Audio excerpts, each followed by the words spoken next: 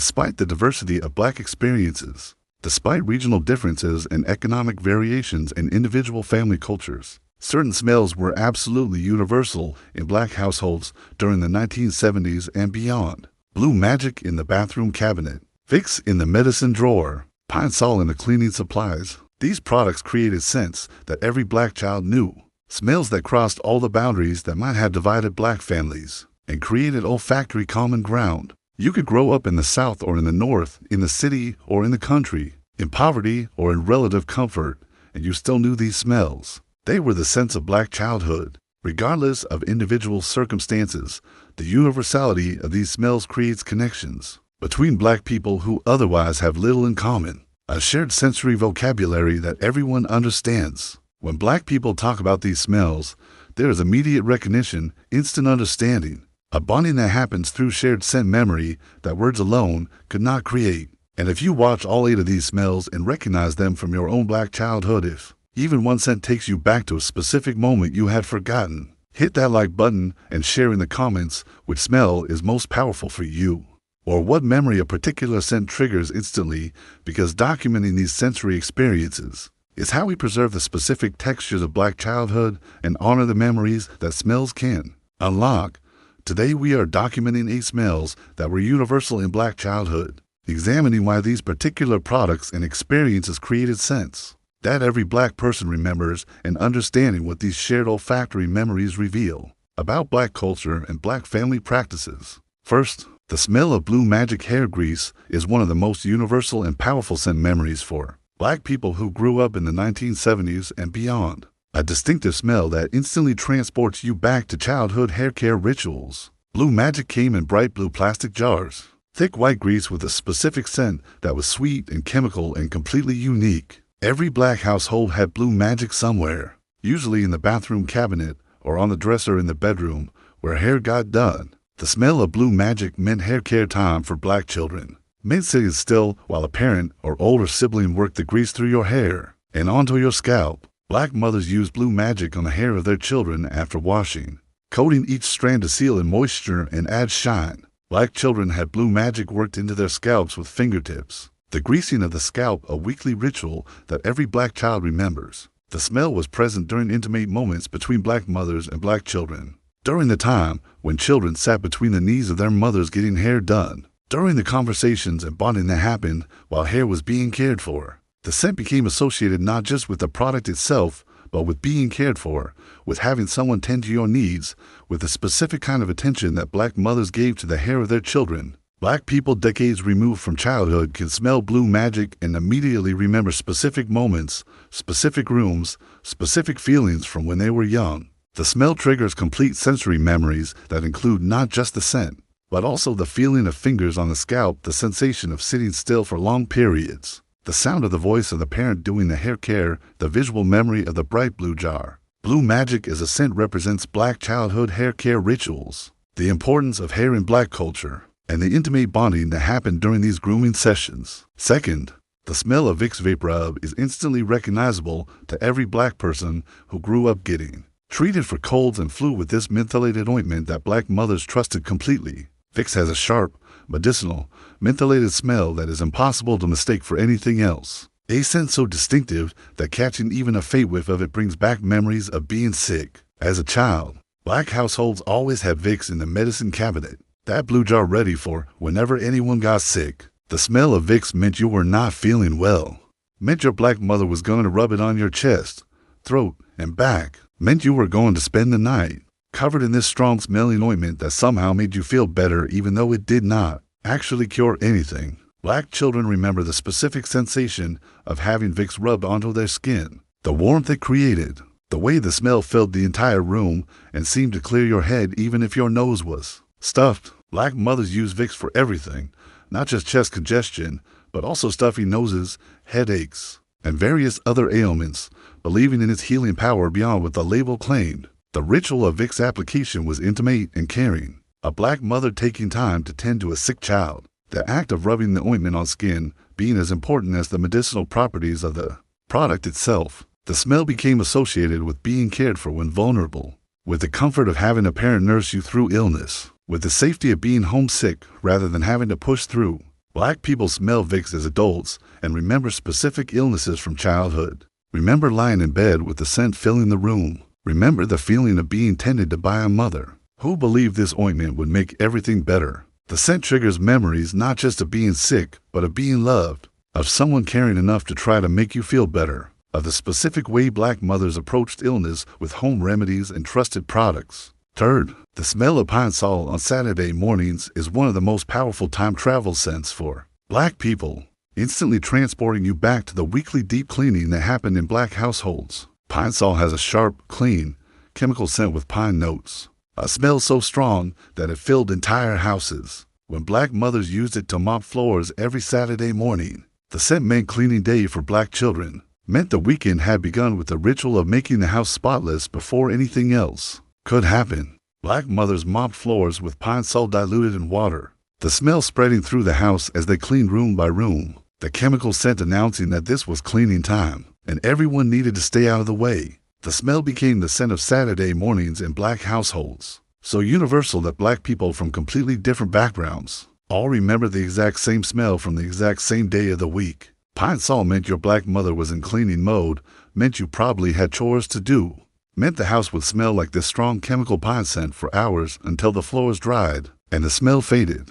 Black children woke up to the smell of pine sol and knew immediately what kind of day it was going to be. Knew that Saturday's structure included house cleaning before any fun or freedom was allowed. The scent is tied to the rhythm of Black family life, to the weekly rituals that organize time, to the standards of cleanliness that Black mothers maintained, regardless of how tired they were from working all week. Black people smell pine sol as adults and remember their childhood homes on Saturday mornings. Remember the sight of wet floors and the instruction to stay off them. Until dry, remember the feeling of the weekend beginning with work before play. The scent represents Black household routines, the importance of cleanliness and order, and the discipline that structured Black family life. Fourth, the smell of a hot comb heating on the stove is specific and unforgettable for many Black people who had their hair pressed. It is a scent that combined hot metal and heating oil in a way that meant hair straightening was about to happen. The hot comb was a metal comb that Black mothers heated directly on the stove burner,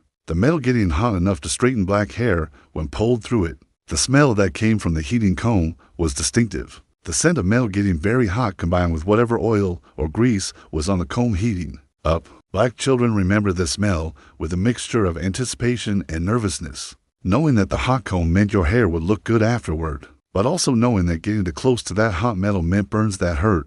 The smell filled kitchens where Black mothers did hair, the stove burner glowing with the comb resting on it, the scent announcing that hair pressing was happening. Black girls sat in chairs waiting for the comb to reach the right temperature, the smell telling them when it was almost ready, the scent triggering both excitement about the final result and fear about the process. The ritual of hot comb hair pressing was intimate and trusting, a Black child putting complete faith in the skill of the person wielding that dangerously hot tool near their scalp and ears. The smell became associated with transformation, with going from natural hair to pressed hair, with the preparation for important events that required looking your best. Black people smell hot metal or heating oil and remember sitting in kitchens getting hair pressed. Remember the specific scent that meant the comb was ready. Remember the tension of staying very still while hot metal passed close to skin. The scent represents Black hair care history, the methods Black women used before modern flat irons, and the specific beauty rituals that were part of Black childhood.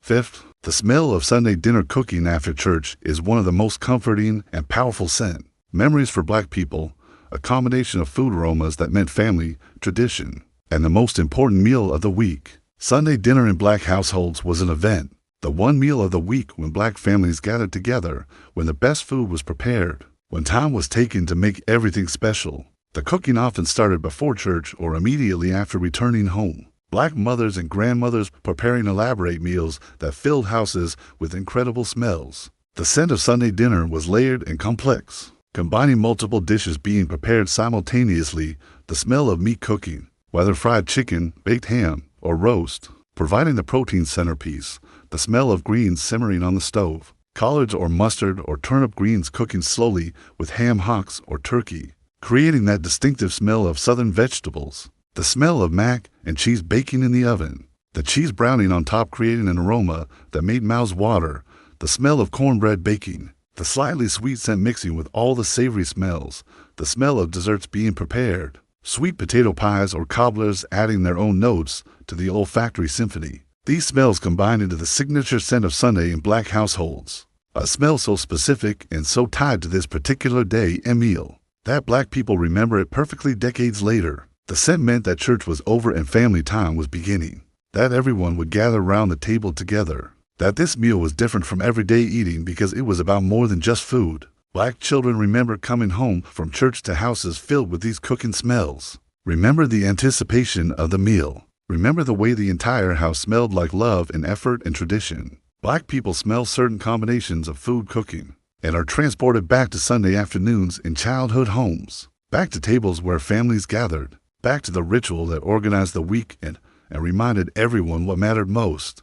Sixth, the smell of the house belonging to a Black grandmother is impossible to describe precisely, but instantly recognizable to anyone who experienced it. A unique combination of scents that made that house smell different from any other place. Every Black grandmother had a house that smelled specific and distinctive, a scent that was a combination of many elements blending together.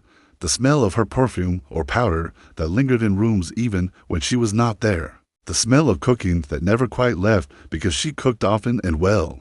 The smell of the products she used for cleaning, whatever brand she was loyal to. The smell of the furniture and the house itself, old wood and fabric and carpet that had absorbed decades of life. The smell of the things she kept in closets and drawers, mothballs and sachets and stored clothing. The smell of whatever plants or flowers she kept in the house. All of these scents combined into the signature smell of that particular Black grandmother. A scent so tied to her and her house that smelling anything similar as an adult creates instant overwhelming nostalgia. Black children spent time in the homes of their grandmothers and absorbed this scent without consciously noting it. The smell becoming part of their sensory memory of what grandmother meant. The house of a Black grandmother smelled like safety and unconditional love, like a place where you were special and cherished, like somewhere that was always the same no matter what changed in the rest of your life. Black people who have lost their grandmothers talk about how much they miss the smell of that house, how catching a similar scent somewhere else can bring them to tears,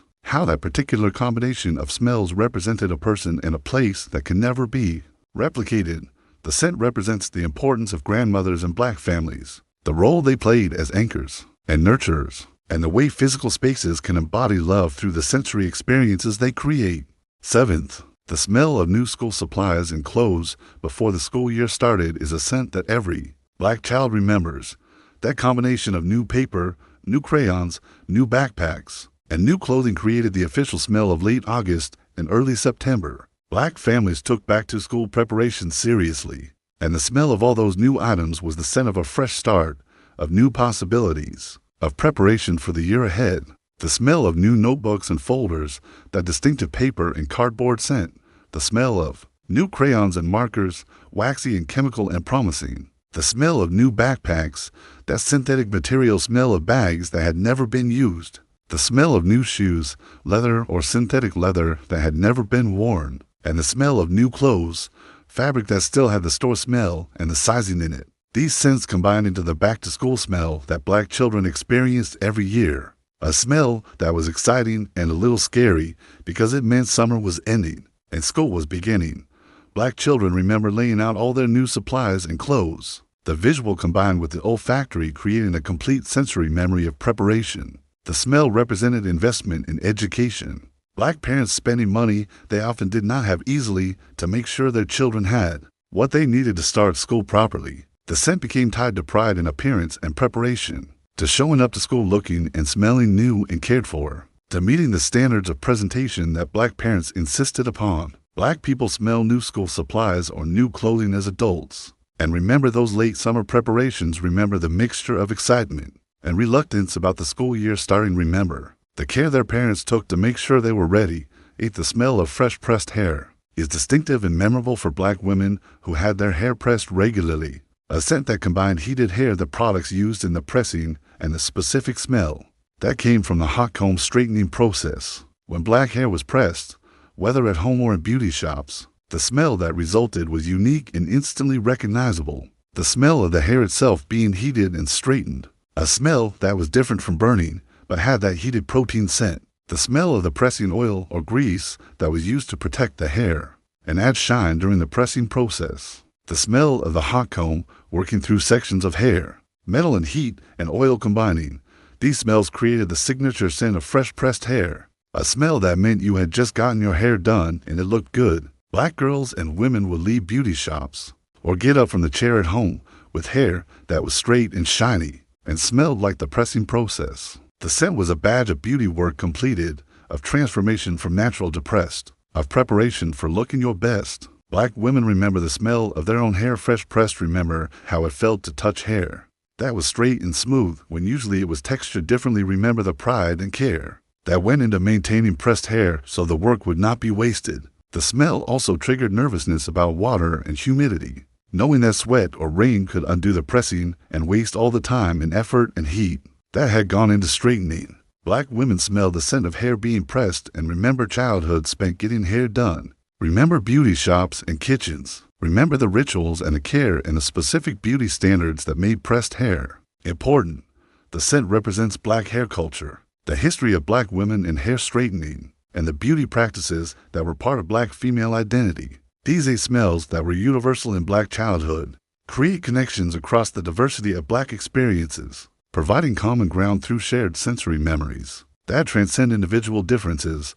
Black people who grew up in different regions, in different economic circumstances, in different family structures all remember the same smells because these products and practices were genuinely universal in black households. During the 1970s and beyond, Blue Magic, Vicks, Pine Sol, hot combs, Sunday dinners, grandmother houses, new school supplies, and fresh pressed hair created scents that every black person knows. Smells that trigger instant recognition and shared understanding. The power of these scent memories comes from how smell works in the brain, bypassing normal memory pathways and connecting directly to emotional centers, creating instant total recall that feels more like time travel than remembering. Black people smell these scents as adults and are transported completely back to childhood, not just remembering, but re-experiencing the moments when these smells were present. The universality of these olfactory memories reveals how much black households shared despite surface differences, how products and practices spread through black communities, creating common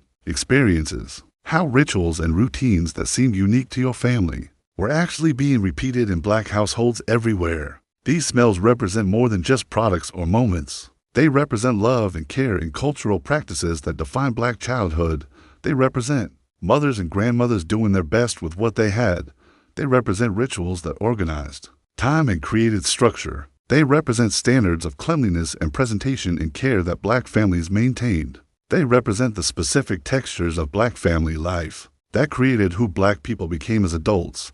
Preserving these scent memories through documentation and discussion keeps alive the sensory experiences that modern generations might not have, honoring the smells that defined an era, and recognizing that these simple scents carry profound cultural and emotional significance for black people who remember them.